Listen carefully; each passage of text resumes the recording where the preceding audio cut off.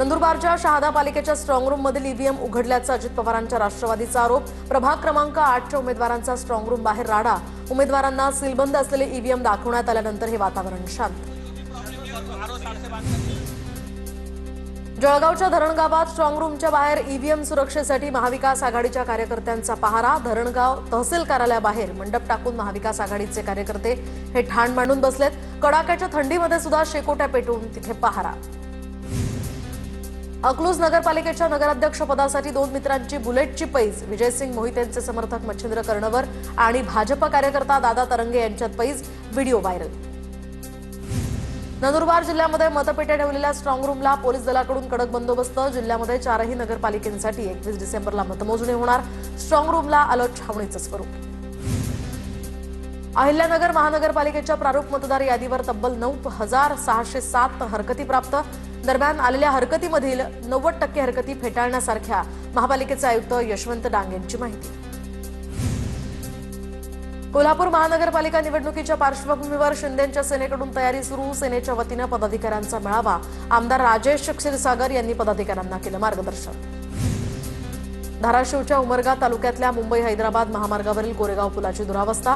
पूल दुरुस्तीसाठी आमदार प्रवीण स्वामी यांचं पाण्यात बसून आंदोलन। गेली 8 महिन्यांपासून पुलाखाली पाणी साठत असल्याचाही आरोप। गडचिरोलीच्या आरमोरी तालुक्यातल्या देऊळ गावातील नागरिकांचं आंदोलन। तर वाघ, बिबट्या आणि हत्तीच्या बंदोबस्तासाठी नागरिकांचा चक्काजाम। मागील 15 दिवसात बिबट्याच्या हल्ल्यात 3 महिलांचा मृत्यू। नृत्यांगना दीपाली पाटील आत्महत्या प्रकरणी एकाला अटक। तर काल रात्री जामखेड पोलिसांनी संदीप गायकवाडला अटक केली। संदीप गायकवाडनं लग्नाचा तगादा लावल्यानं मुलीला आत्महत्येस प्रवृत्त केल्याचा दीपालीच्या आईचा आरोप। बुलढाण्यामध्ये चक्क 5 पोलिसांच्याच घरी चोरी। लाखो रुपयांचा मुद्देमाल आणि रोख रक्कम घेऊन चोरटे पसार। पोलिसांच्याच घरी चोरी झाल्यामुळे बुलढाणा शहरात खळबळ। नांदेडमध्ये शिक्षक दारू पिऊन शाळेत आल्याचा प्रकार। शाळेत शिक्षकाकडून गोंधळ। शेकापूर जिल्हा परिषदेच्या शाळेतील हा व्हिडिओ व्हायरल। शिक्षकाला निलंबित करण्याची पालकांची मागणी। सांगली जिल्हा परिषदेच्या प्राथमिक शिक्षण विभागातील गैरकारभाराची चौकशी करा। स्वाभिमानी स्वराज्य सेनेची मागणी। शिक्षण अधिकाऱ्याच्या विरोधात अनेक तक्रारी आणि भ्रष्टाचाराचे आरोप असून देखील त्यांना मुदतवाढ देण्यात आल्याचा स्वराज्य सेनेचा आरोप।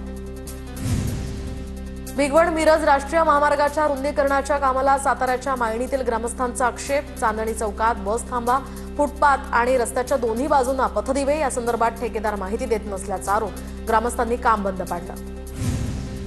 अमरावतीमध्ये डॉक्टर बाबासाहेब आंबेडकरांच्या महापरिनिर्वाण दिनानिमित्त बाईक रॅली आणि कार रॅलीचं आयोजन। दरम्यान रॅलीमध्ये काँग्रेस नेते यशोमती ठाकूर याही सहभागी।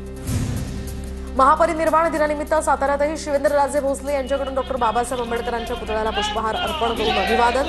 आंबेडकर अनुयायी तसंच स्थानिक नागरिकांची यावेळी मोठ्या संख्येनं उपस्थिती।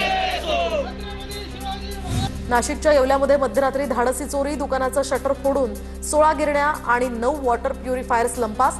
सीसीटीव्हीच्या माध्यमातून त्यांचा शोध सुरू। नांदगाव रोड परिसरातली घटना। पुण्याच्या यवत पोलीस ठाण्यातील पोलीस नाईक निखिल रणदिवे हे 2 दिवसांपासून बेपत्ता। वरिष्ठ पोलीस निरीक्षक त्रास देत असल्याचा आरोप। मुलीच्या वाढदिवसाला सुट्टी न दिल्याचा बेपत्ता निखिल रणदिवे यांचा आरोप।